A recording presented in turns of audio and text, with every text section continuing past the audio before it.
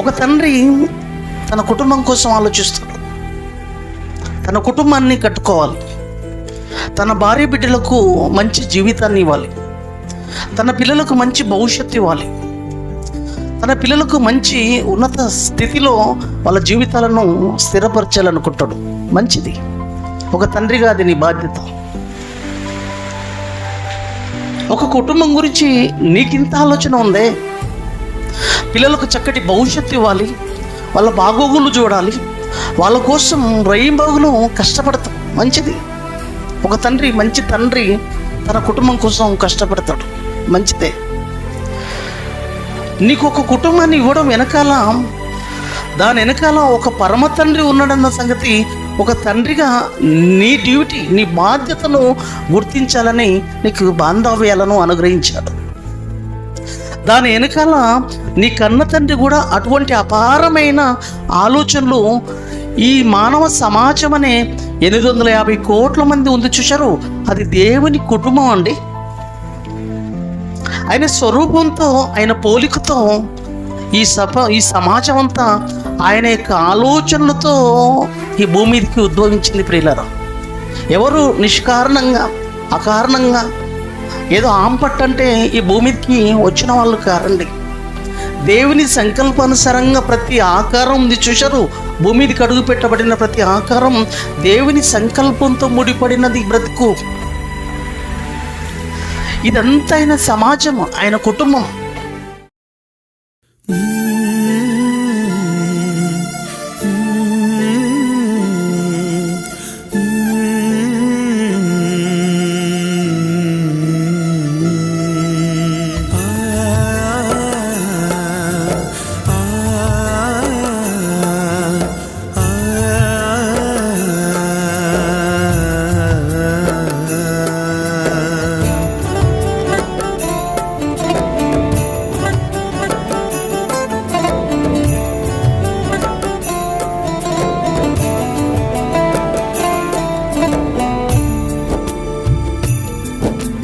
జగమంతా లేనప్పుడే మనమంతా తనలోనే ఉన్నవారము, దేవుడు కన్నవారము.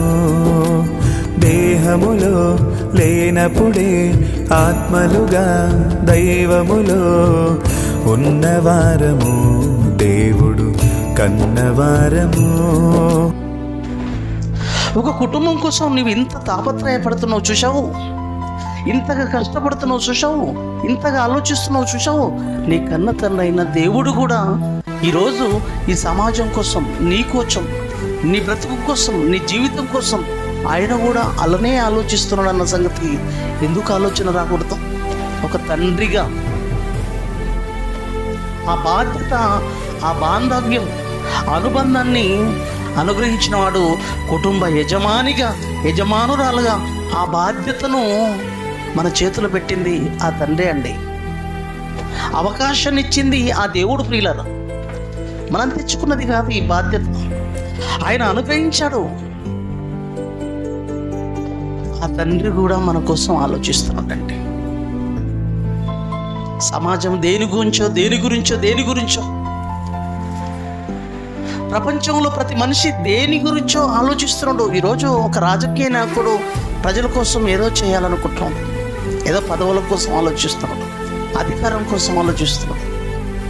ప్రతి మనిషి ఏదో ఆలోచనలో వెళ్ళిపోతున్నాడు, ఏదో ఆలోచనలతో మునిగిపోతున్నాడు. ఏదో సాధించాలి, ఏదో సంపాదించాలి, ఒక తాపత్రయంతో అల్లాడిపోతుంది ఈ సమాజం అంతా.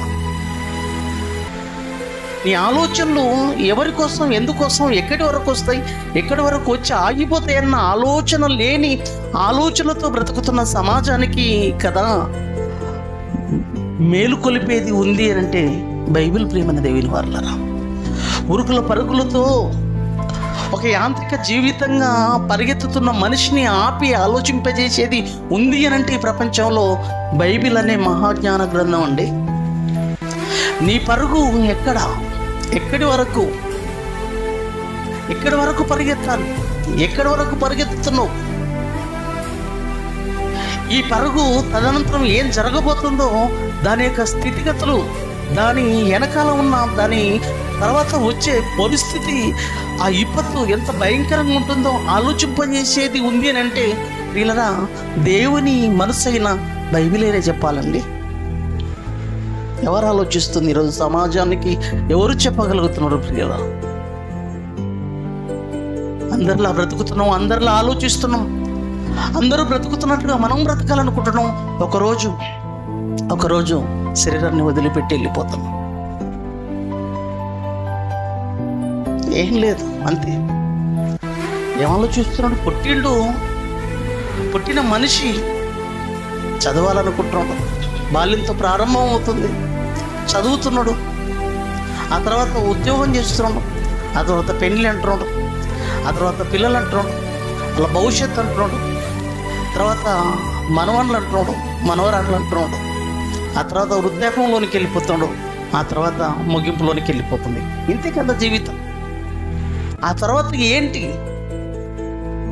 ఇదేనా నీ భవిష్యత్తు? ఇదేనా నీవు ఆలోచించేది? ఇదేనా? దీని గురించేనా? ఇంతకు తప్ప ఇంకా దేని గురించి ఆలోచిస్తున్నాడు మనిషి?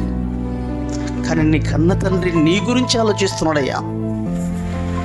ఎంత గొప్పవాడో తెలుసా మన కన్న తండ్రి.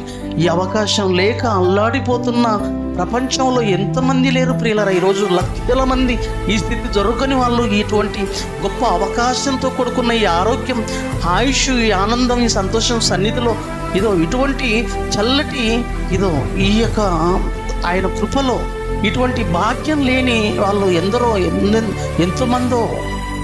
కానీ మనకు దక్కించడం వెనకాల మన బ్రతుకుల్లో మన జీవితాలలో ఏదో లోటు, ఏదో సరిచేయాలి. మన జీవితాలలో దేవుడు కోరుకున్న కలలు, ఆయన ఆశయాల వైపు మన జీవితాలను మళ్లించాలన్న తపన తాపత్రయంతో మన తండ్రి మన కోసం ఆలోచిస్తున్నవాడండి.